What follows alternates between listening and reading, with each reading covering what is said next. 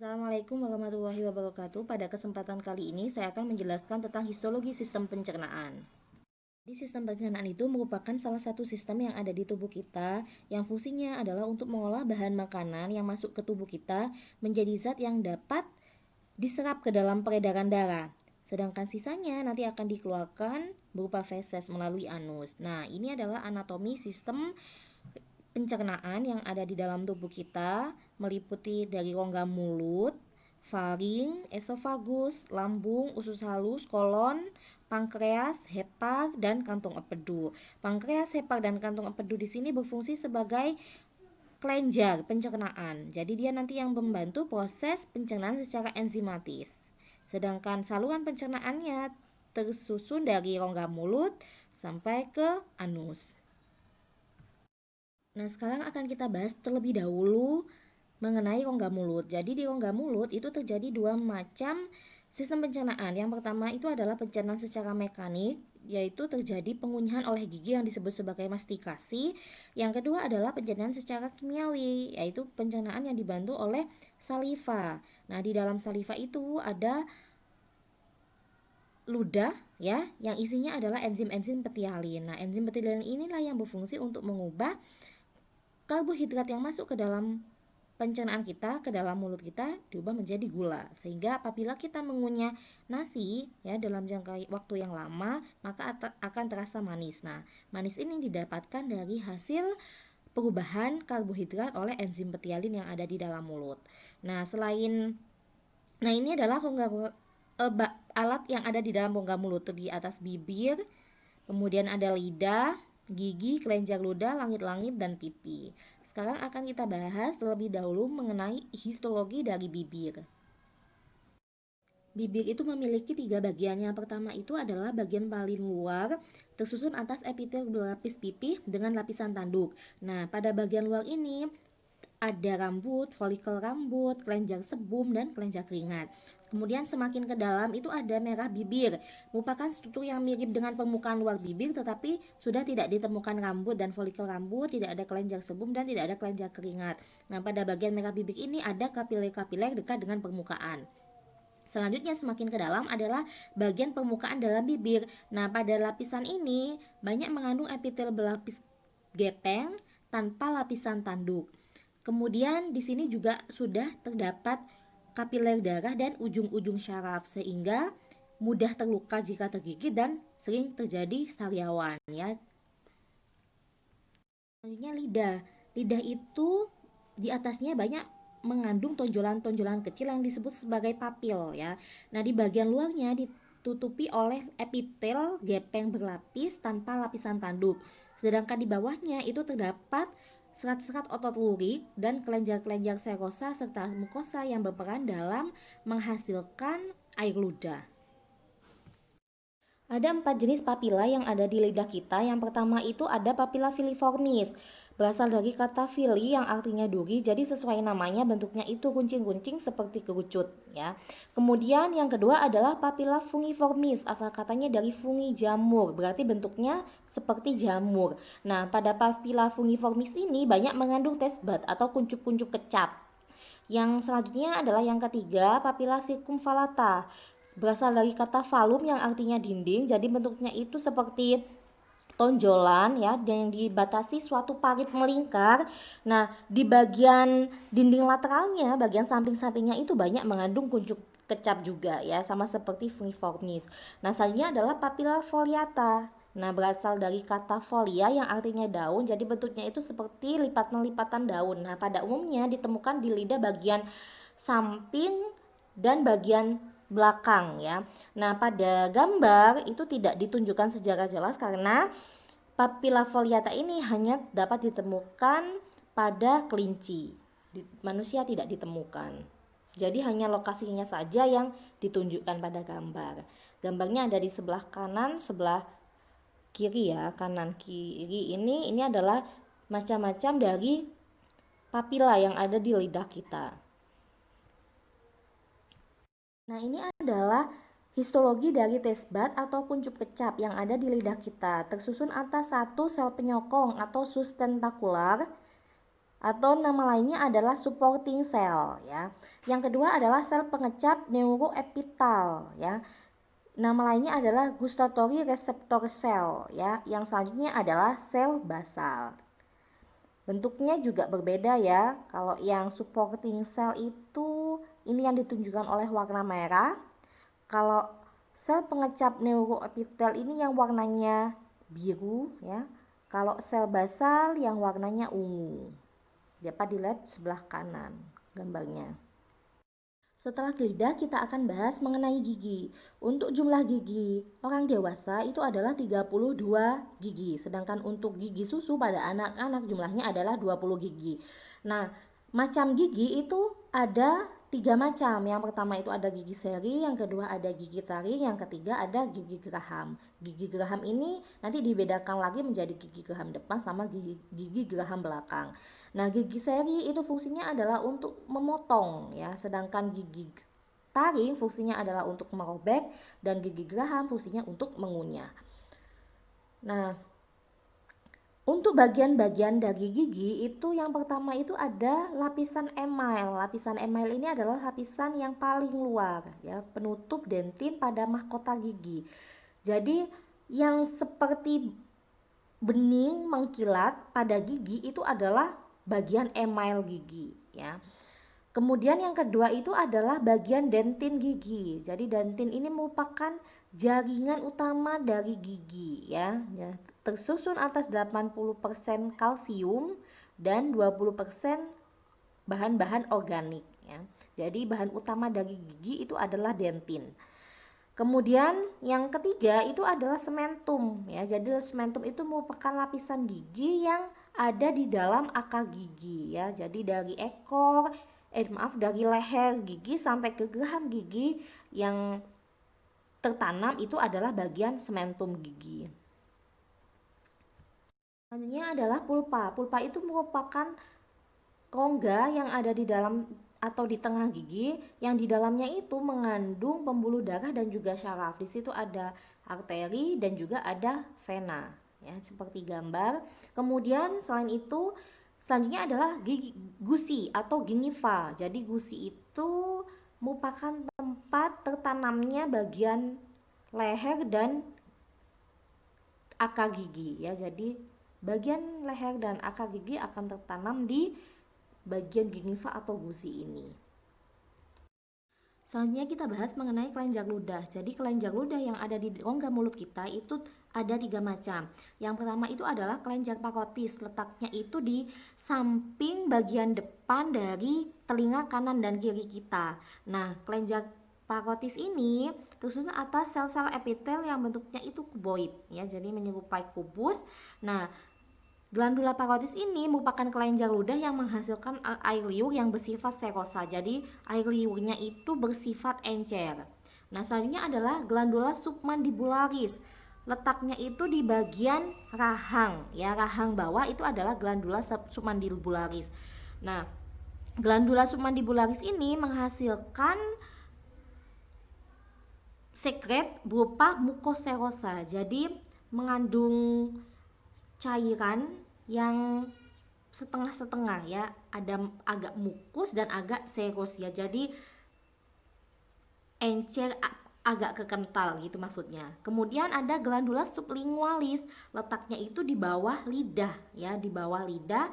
Nah, glandula sublingualis ini menghasilkan sekret yang sifatnya itu mukosa ya, jadi sifatnya itu kental. Sekarang akan kita bahas mengenai saluran cerna. Jadi saluran cerna kita dari atas sampai ke bawah itu tersusun atas 4 bagian. Yang pertama itu ada yang namanya tunika mukosa, yang kedua adalah tunika submukosa, yang ketiga adalah tunika muscularis, yang terakhir adalah tunika serosa. Yang pertama adalah tunika mukosa. Nah, tunika mukosa itu tersusun atas sel-sel epitel ya. Biasanya epitelnya itu berlapis-lapis dan dari bagian atas ke bagian bawah itu berbeda-beda lapisannya. Nah, lapisan epitel ini nanti akan menempel di bagian yang namanya lamina basalis ya. Sel epitel akan menempel di lamina basalis.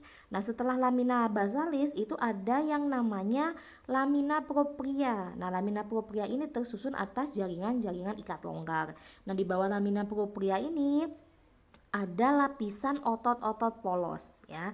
Nah, dari sel epitel, kemudian lamina basalis, lamina propria, dan lapisan otot polos ini merupakan satu kesatuan dalam tunika mukosa.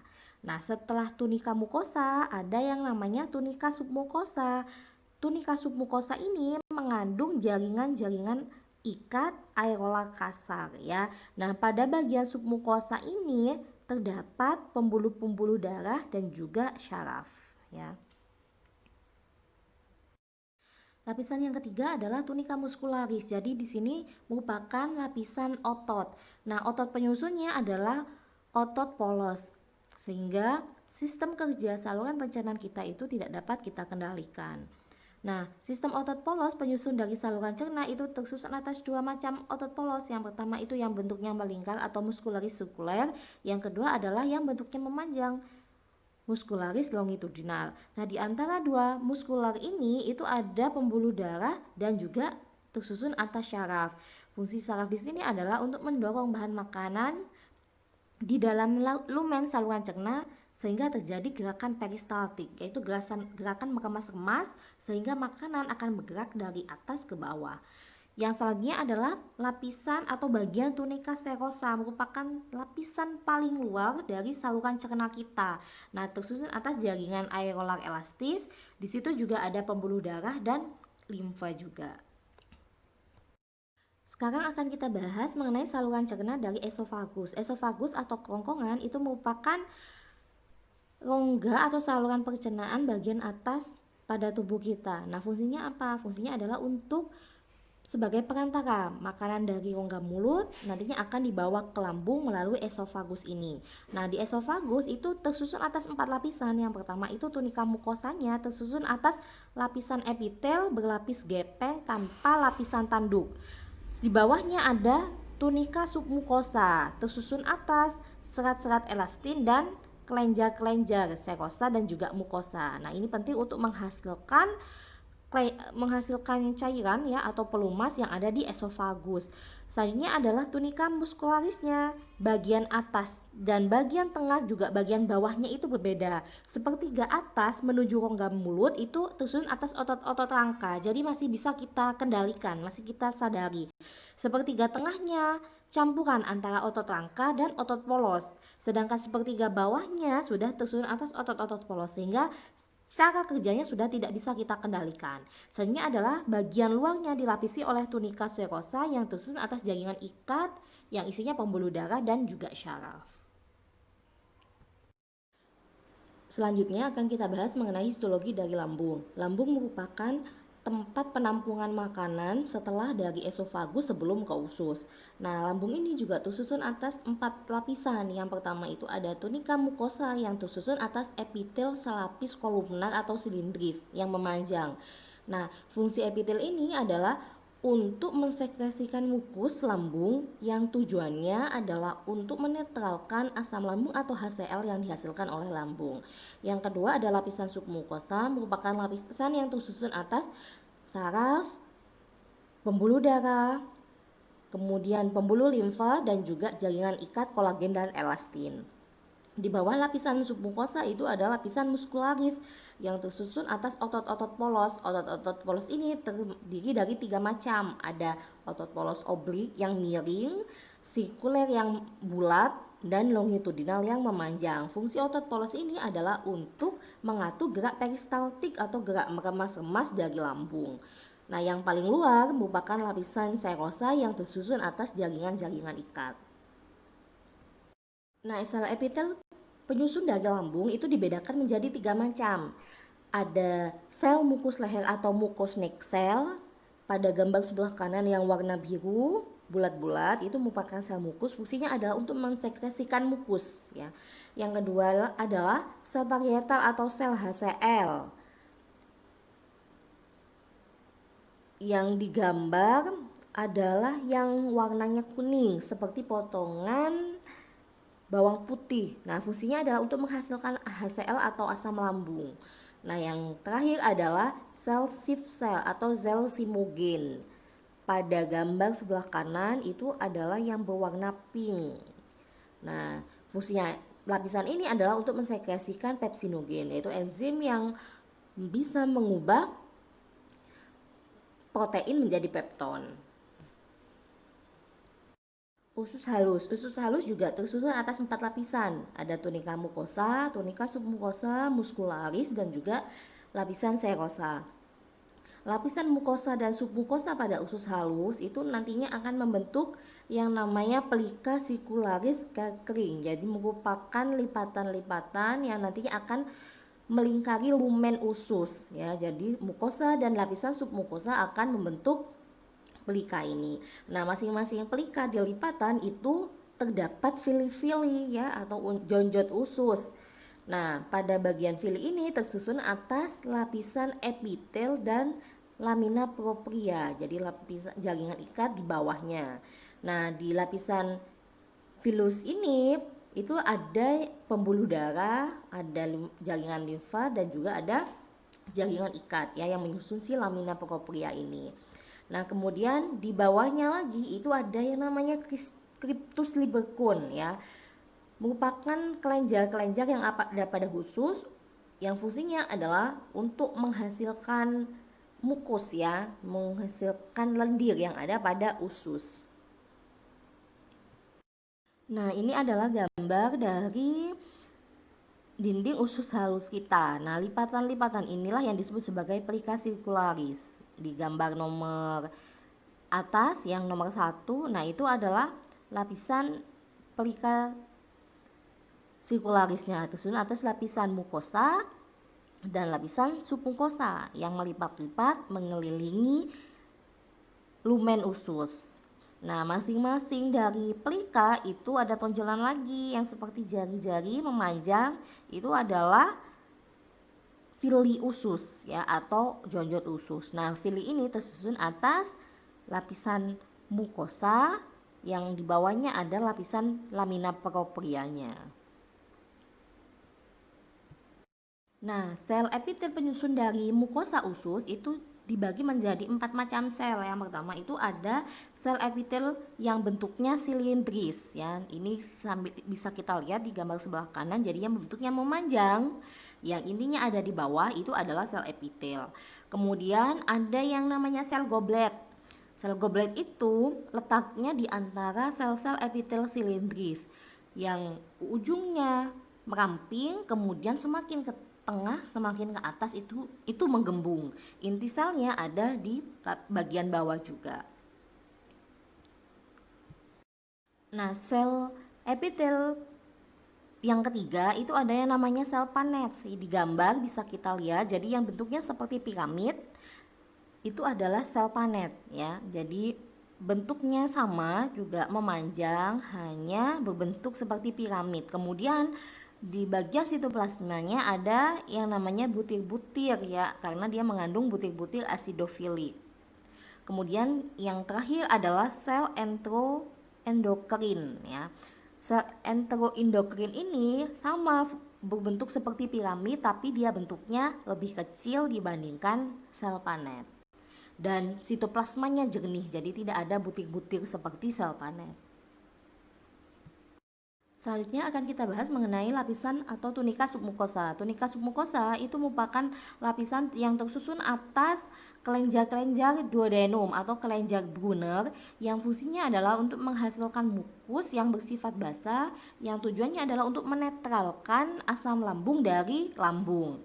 Nah, sel kelenjar ini memiliki bentuk yang kuboid ya, jadi memiliki bentuk yang persegi yang agak tinggi dengan inti yang gelap. Kemudian semakin ke basal bentuknya itu semakin berbentuk gepeng.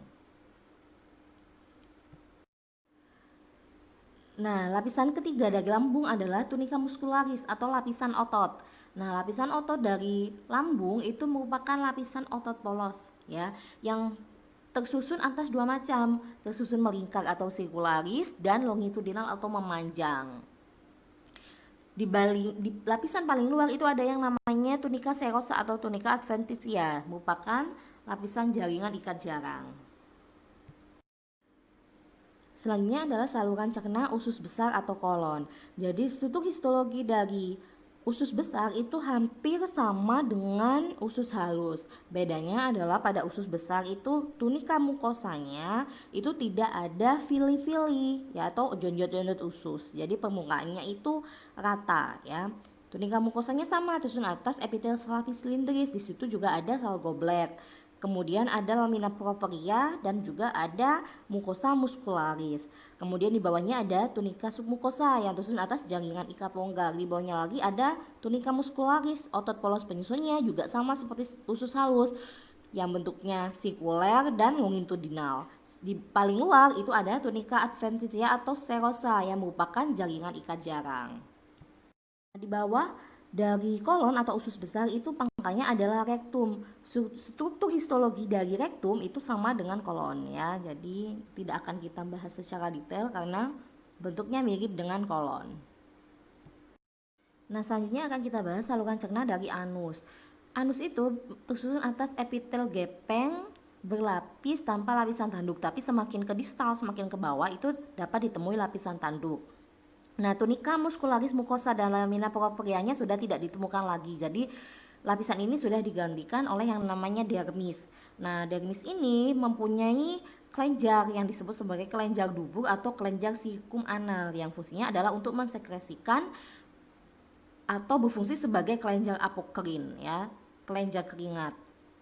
Di bawah dari epitel ini itu ada yang namanya tunika muscularis ya. Untuk tunika submukosanya sudah tidak ada karena sudah digantikan oleh bagian dermis dan hipodermis. Nah, kemudian untuk tunika muscularisnya sama juga tersusun otot yang bentuknya itu melingkar membentuk sfinkter ani yang mengatur bagian anus itu membuka dan menutup, dan juga ada otot memanjang yang disebut sebagai otot longitudinal. Nah, di sebelah luarnya itu ada yang namanya tunika adventitia tersusun atas jaringan ikat longgar. Pada bagian luar anus ini juga terdapat otot sphincter ani externum. Ya, jadi ini bekerja sama dengan tunika muscularisnya untuk mengatur anus membuka dan menutup. Nah, sudah cukup sampai di sini penjelasan saya tentang histologi dari saluran pencernaan. Terima kasih. Wassalamualaikum warahmatullahi wabarakatuh.